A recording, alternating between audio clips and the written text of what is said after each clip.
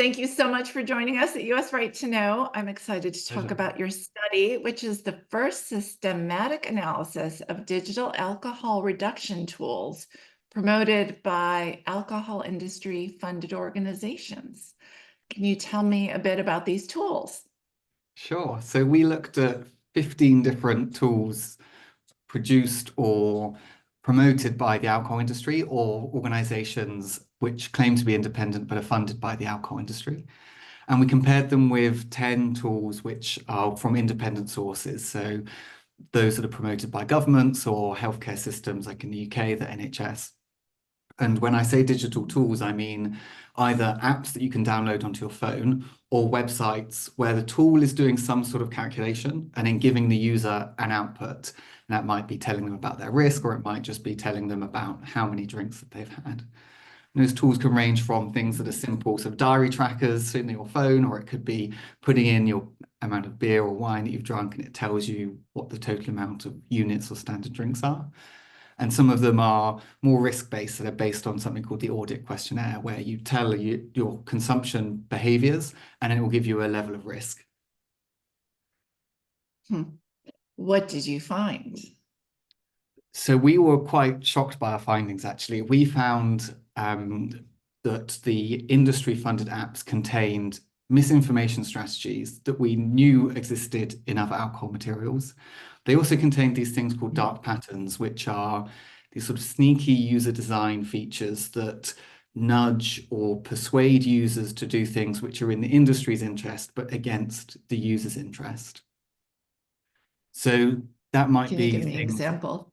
Yeah, sure. So we called these as an umbrella term dark apps, and that describes that phenomenon. So things which might nudge you or convince you to do things like consume more alcohol when the reason you downloaded the app is to help you Yeah. do less.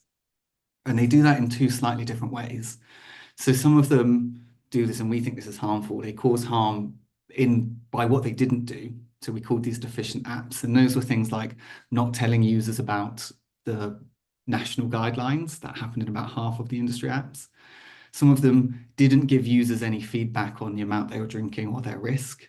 And then some of them didn't contain the helpful behavior change features that we know should be in an app that would help users and help them to work. And then the second apps we call promotional dark apps. And these were the ones that were pushing alcohol industry narratives. And they were sort of pushing the blame onto everybody but the alcohol industry. So that might be the user, where they were saying it's about excessive consumption, or it's because of your biology that you're more at risk of alcohol harms, which we know is not true. Or they would be saying it's about culture. There was one app in Ireland that said, oh, Irish people just accept that excessive drinking is part of the culture, which is quite surprising to tell someone from a health app trying to help them to reduce alcohol. And none of them seem to recognize that the harm from alcohol is from alcohol, not from the user. So we know that's consistent with other industry tactics, and we saw it again here in these apps that are made by the industry. And that seems to be a trend among commercial determinants of health, where the industry tries to shift responsibility for harms onto consumers. Yeah, and that's certainly something that we noticed within these apps, that shifting of responsibility. I mean, even the existence of the app in itself is in a way telling the user that, this is all down to you, and it shifts really the focus of any effective policy action onto the individual, when we know that actually the most effective policies, if we really want to reduce the harm from alcohol consumption, would be more population level policies. But this is a really effective way for the industry to divert all of our attention and shift that focus back onto the individual user. And then some of them went one step further, not just shifting our attention and saying the harm you experience is your fault, but actually promoting and nudging people to drink. So some of them had social norming statements where they would say, oh, most people your age drink. There was one app where I said, I'm a 31-year-old and I drink 2 units on this one sitting. And it told me that most people your age would drink 3 units, and you must feel really comfortable in your skin, sort of shaming me for drinking not enough at that one sitting.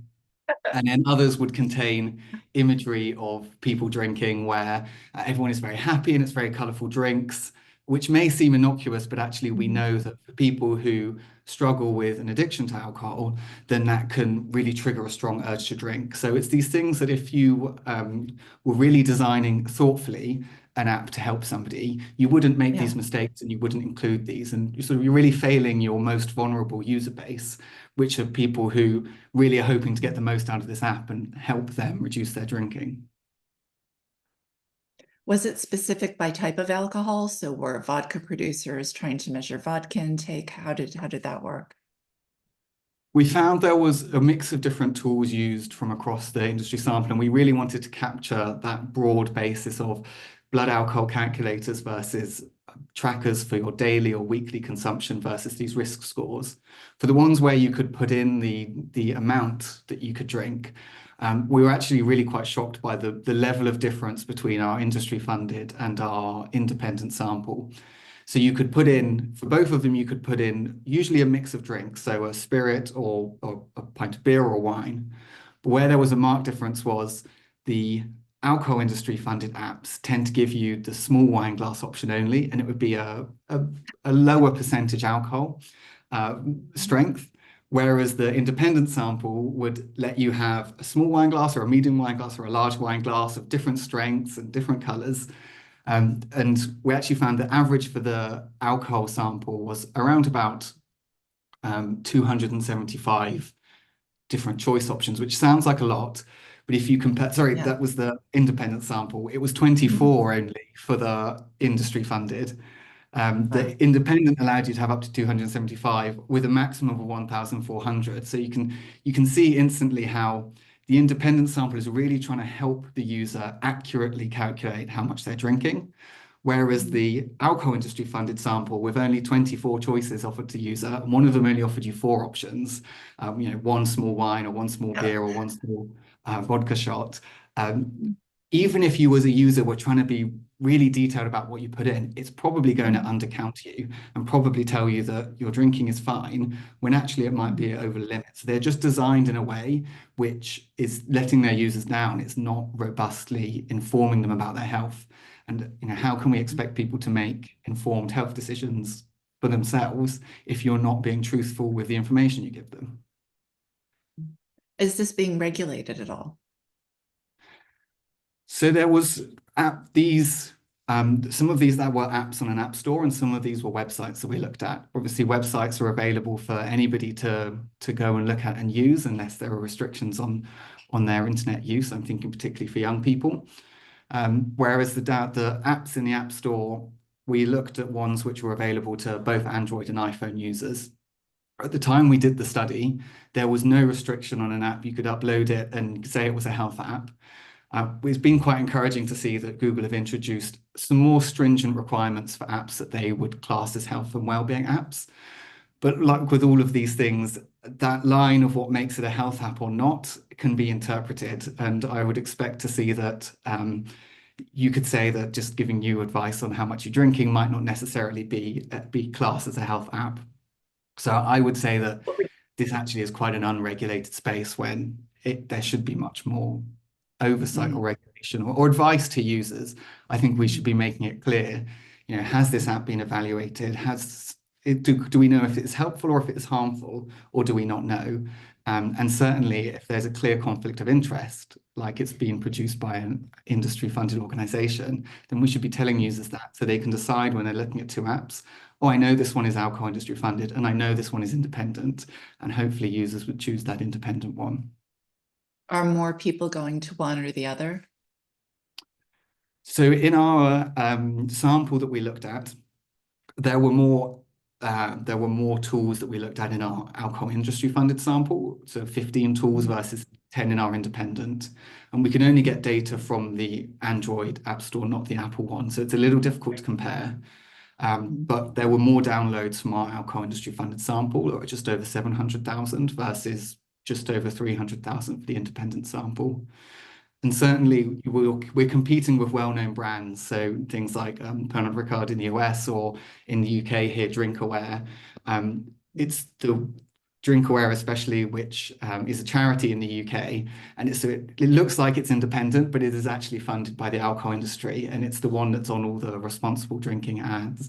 So Mhm. if a user comes to the App Store and is entering an alcohol reduction one, they're going to see that recognizable brand, maybe not realize it's from the alcohol industry, and then find an app that's not going to help them, and it might actually harm them. What would you say to an industry spokesperson who says, we're trying to help, you're slapping us in the hand for, we're trying to do a good thing here? I can certainly understand, as a public health doctor, I can understand the want to help. I think when you're in the health space, it's so important that we have evidence and rigor. And that if you are going to be in that space, then you really are making things carefully and thoughtfully that do actually help. And intention is one thing, but you're actually releasing a product which millions of people can access. So you have to know that it helps people and it doesn't harm people, in the same way that we wouldn't allow a drug onto the market and say, oh, sorry, actually, it killed loads of people, but we wanted to do good. I think if you're going to be in this place, then you should be doing good. And by having something on the App Store that, even if it just doesn't work, let's move harm away, even if this app just doesn't really do much, you're actually delaying or distracting someone from accessing help, accessing an app that could actually help them. And I do believe that digital health, it's got huge potential to improve the lives of lots of people. It's scalable and lots of people can access it for free. So we really should be helping connect users with those apps that are actually going to help them and helping them avoid them. So I think meaning to do good is not enough of an excuse for harming people. Thank you so much. Thank you.